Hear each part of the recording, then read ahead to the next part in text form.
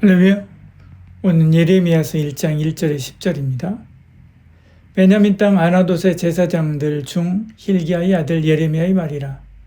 아몬의 아들 유다왕 요시야가 다스린 지 13년에 여호와의 말씀이 예레미야에게 임하였고, 요시야의 아들 유다의 왕 여호야김 시대부터 요시야의 아들 유다의 왕 시드기야 11년 말까지 곧 5월에 예루살렘이 사로잡혀 가기까지 임하니라.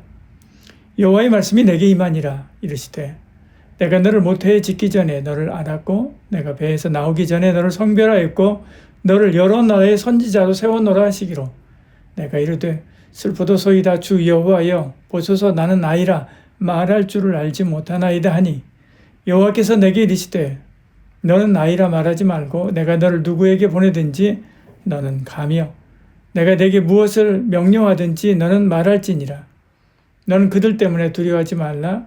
내가 너와 함께하여 너를 구원하리라. 나 여호와의 말이니라 하시고, 여호와께서 그의 손을 내밀어 그 입에 대시며, 여호와께서 내게 이르시되 보라, 내가 내 말을 내 입에 두었노라. 보라, 내가 오늘 너를 여러 나라와 여러 왕국 위에 세워 내가 그것들을 뽑고 파괴하며 파멸하고 넘어뜨리며 건설하고 심게 하였느니라 하시더라. 아멘. 예레미야는 베냐민 땅 아나돗 출신입니다. 제사장 hil기야의 아들이지요.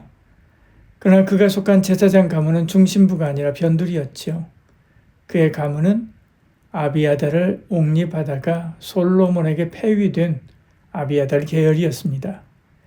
아나돗은 기업이 없는 제사장들에게 할당된 곳입니다. 그러니까 그는 소외된 제사장 가문 변두리 마을에 살던 사람이지요. 그의 사역은 요시야 왕 통치 13년 바벨론이 세력을 넓혀오고 유다의 멸망이 눈앞에 다가오던 때에 시작되었습니다.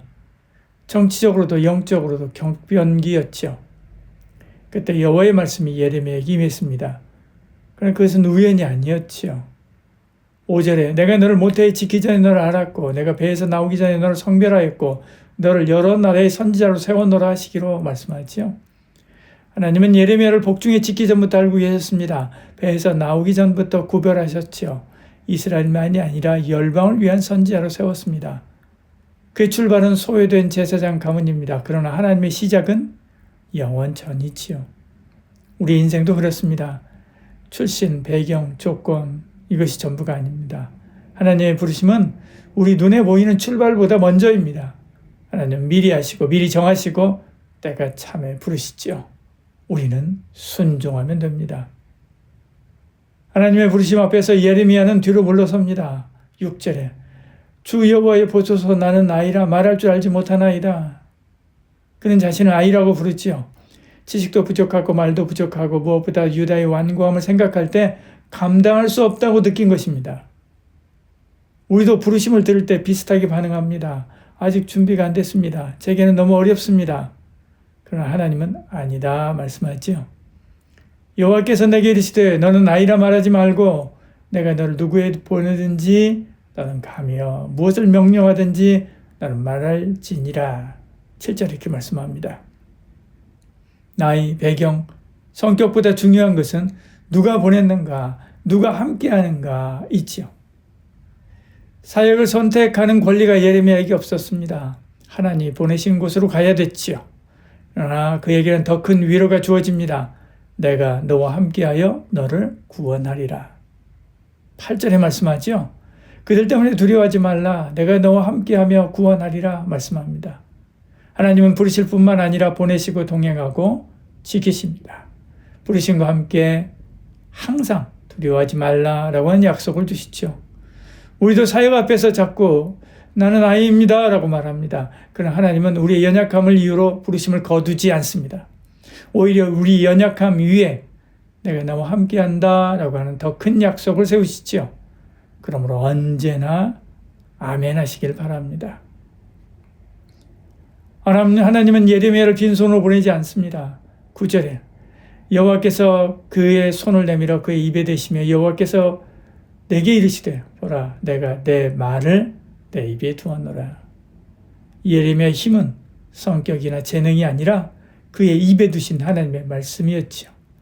그리고 그 말씀의 사명을 이렇게 요약합니다.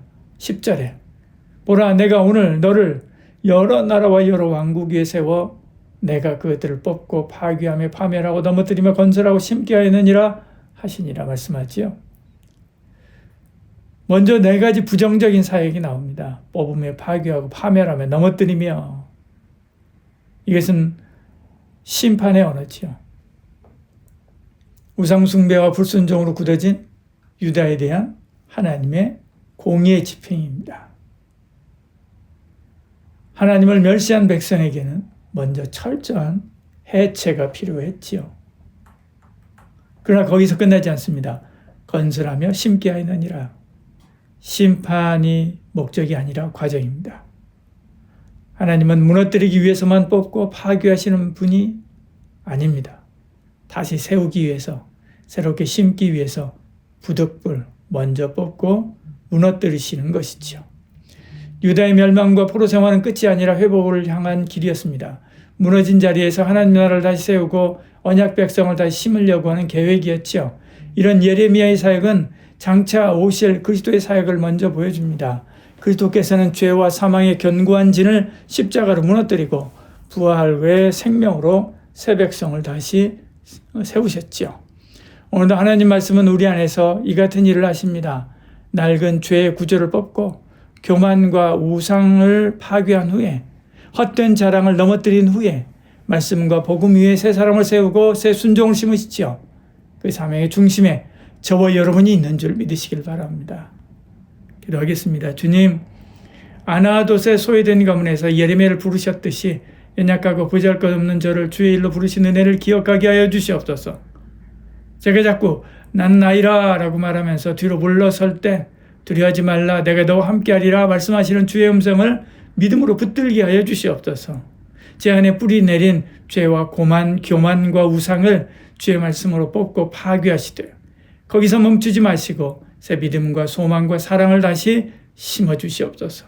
심판 가운데서도 버리지 않으시고 다시 건설하시고 심으시는 하나님 나라의 소망을 바라보며 오늘도 순종의 자리로 나아가게 하여 주시옵소서. 예수님 이름으로 기도드리옵나이다. 아멘.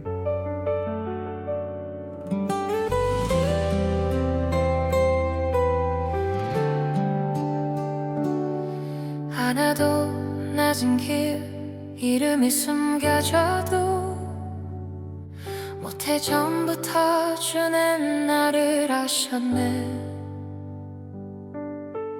입술이 떨려도 주 손이 닿으면 말씀이 불처럼 내 안에 타오르네.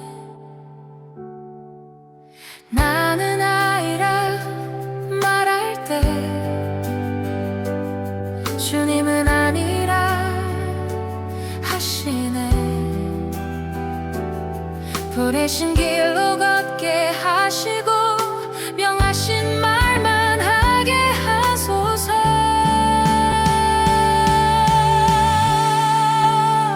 뽑으시는 주 다시 세우시는 주 무너진 마음에 새 순종 심으소서.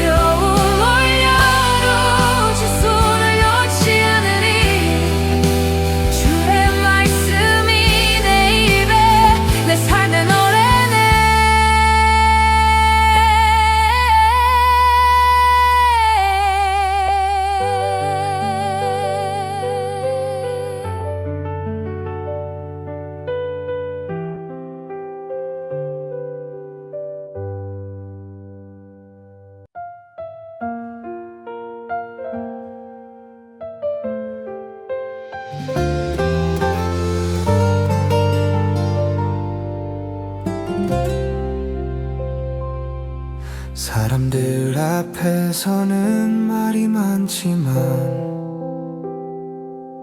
주님 앞에서는 말이 막혀서 단식과 부탁 불평뿐이던 메마른 기도 소리였네. 동산에 거하는 주의 신부를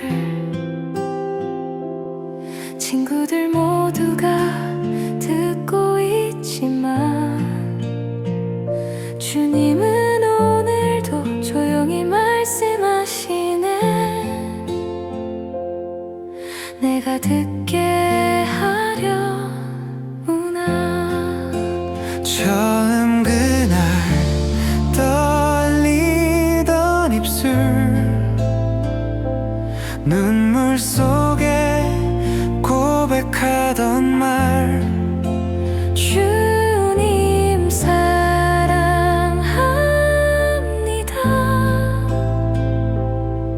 저를 받아 주옵소서. 주님 내 소리를 다시 들으소서. 첫사랑의 노래를 다시 부르리. 복잡한 말 다 내려놓고 단 한마디 주님 사랑합니다.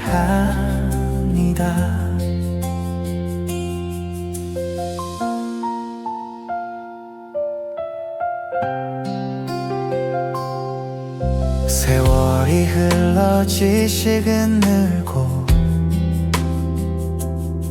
기도의 문장은 길어졌지만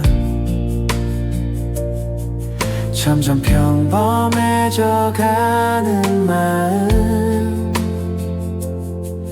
다시 깨워 주옵소서. 향기로운 산을 넘어서 오실 주님 발자국을 기다리며